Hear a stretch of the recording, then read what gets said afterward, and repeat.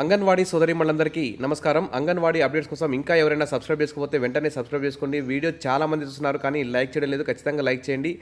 ఎప్పుడో ఒకసారి మీకు ఇంపార్టెంట్ అప్డేట్ మిస్ కాకుండా ఉండాలంటే బెల్ బటన్ కూడా ప్రెస్ చేసి రెడీగా ఉండండి. ఇక విషయంలోకి వెళ్తే కొన్ని అంగన్వాడీ అప్డేట్స్ అయితే తెలుసుకుందాం.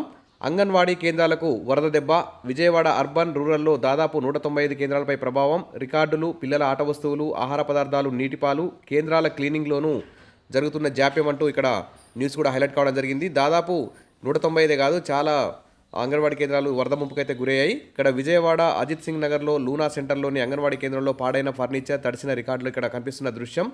మరి కులిన గుడ్లు, నీట నానిపోయిన పౌష్టికార కిట్లు, బురదతో నిండిపోయిన గదులతో బుడమేరు వరద ప్రాంతాల్లో ముంపుకు గురైన అంగన్వాడీ కేంద్రాలు అయితే దర్శనమిస్తున్నాయి.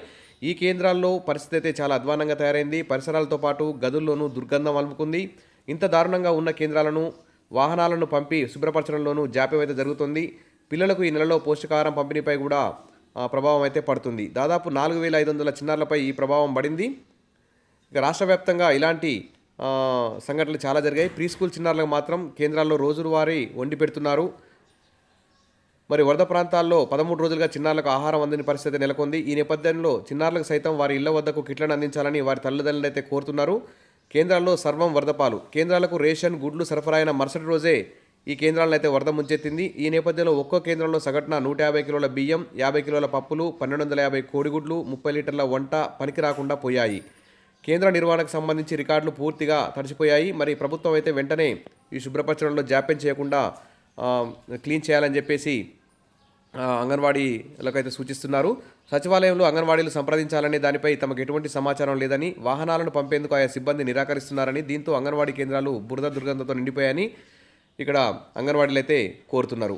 ఇంకో విషయం చూస్తే 100 రోజుల కార్యాచరణ ప్రణాళిక వేగవంతం, సిఎస్ ఆదేశాలంటూ ఇది ఏపీ నుంచి న్యూసు. రాష్ట్రంలోని వివిధ ప్రభుత్వ శాఖల్లో 100 రోజుల కార్యాచరణ ప్రణాళికలు అయితే వేగవంతంగా అమలు చేయాలని ప్రభుత్వ ప్రధాన కార్యదర్శి నీరబ్ కుమార్ అయితే అధికారులను ఆదేశించారు. ఇదేంటంటే ఆర్థికపరమైనటువంటి అంశాలు కాకుండా స్వల్పకాలంలో పరిష్కరించగలిగే అంశాలను వేగవంతంగా పరిష్కరించి వివిధ డిపార్ట్మెంట్లో ఉన్నటువంటి సమస్యలు పరిష్కరించాలని ఈ 100 రోజుల ప్లాన్ చేశారు.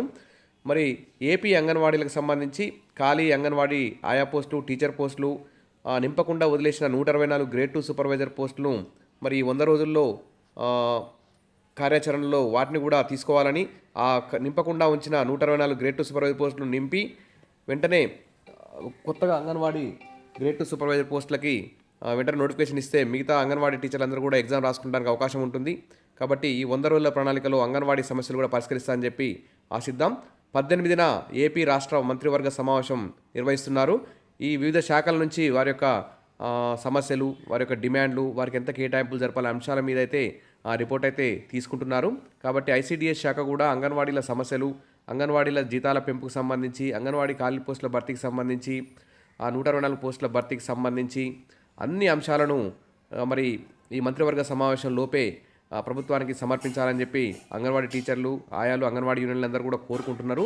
ప్రభుత్వం కూడా ఈసారి ఖచ్చితంగా ఈ మంత్రివర్గ సమావేశంలో అంగన్వాడీల సమస్యలపై చర్చిస్తుందని చెప్పి ఆశిద్దాం. Wish all the best. మరిన్ని అప్డేట్స్ కోసం మన ఛానల్ని తప్పకుండా సబ్స్క్రైబ్ చేసుకోండి, వీడియోస్ లైక్ చేయండి, ఫ్రెండ్స్ షేర్ చేయండి. Thank you.